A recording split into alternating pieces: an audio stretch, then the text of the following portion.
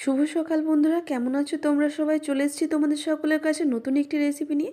তবে আজ তোমাদের সাথে কিন্তু কোনো জলখাবারের রেসিপি বা বাচ্চাদের টিফিনের রেসিপি নয়।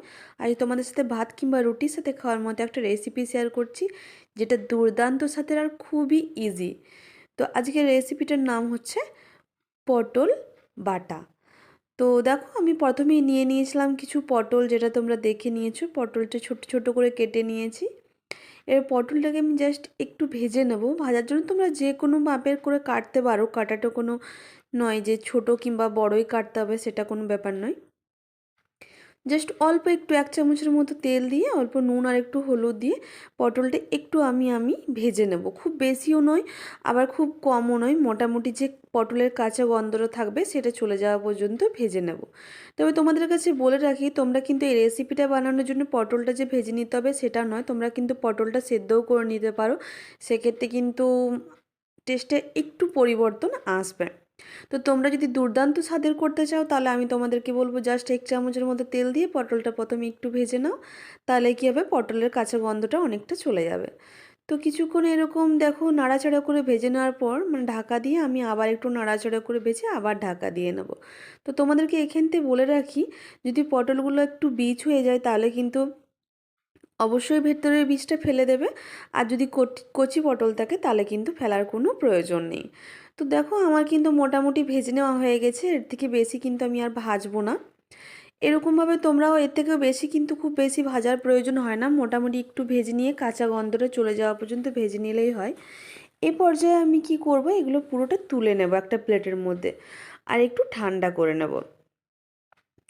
তো এই রেসিপিটা বন্ধু এতটা দুর্দান্ত স্বাদের হয়, তো তোমরা যদি একবার বানিয়ে না খাও তাহলে কিন্তু আমি বলবো খুব সুন্দর একটা রেসিপি তোমরা মিস করে যাবে।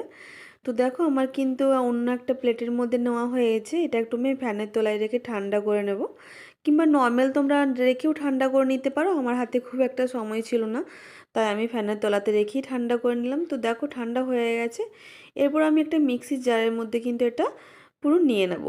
দেখো, এই রেসিপিটার নামই পটল বাটা। তো এক্ষেত্রে তোমরা কিন্তু শিলেও বাটতে পারো, কিন্তু নর্মালি দেখো আমরা যতই বলি শিলের মধ্যে, এখনকার আমাদের এই ব্যস্ত লাইফের মধ্যে কিন্তু শিলে বাটা সম্ভব হয় না। তো তাই আমি একটু এক্সট্রা অর্ডিনারি তোমাদেরকে কিছুই দেখালাম না, মিক্সিতে পেস্ট করেই দেখালাম। দেখো, পেস্ট করে নেওয়া হয়ে গেছে। এটা পেস্ট করার জন্য কিন্তু কোনো জলেরও প্রয়োজন হবে না। এরপর আমি যে কড়াইটাতে আমি ভেজে নিয়েছি, মানে আগে পটলটা ভেজেছিলাম, সেই কড়াটাতে অল্প একটু তেল দিয়ে, মোটামুটি 2 চামচের মতো তেল দিয়ে, অল্প একটু কালো জিরে আর অল্প একটু গোটা পোস্ত দিয়ে আমি একটু ফুটতে দেওয়ার পর আমি দিয়ে নেবো পেঁয়াজ।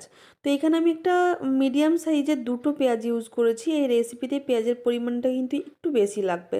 তো তোমরা যেমন বানাবে সেই পর্যায়ে। তো আমার এখানে মোটামুটি 10 থেকে 12টার মতো পটল ছিল, তো সেই মাপের আমি 2টো মিডিয়াম সাইজের পেঁয়াজ নিয়েছি।